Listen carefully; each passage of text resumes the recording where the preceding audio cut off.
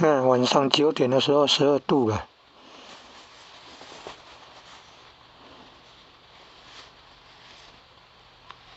你看，变11度了。晚上10点了，10点半左右，有没有22冒号33，变成11度了。温度都在降低了。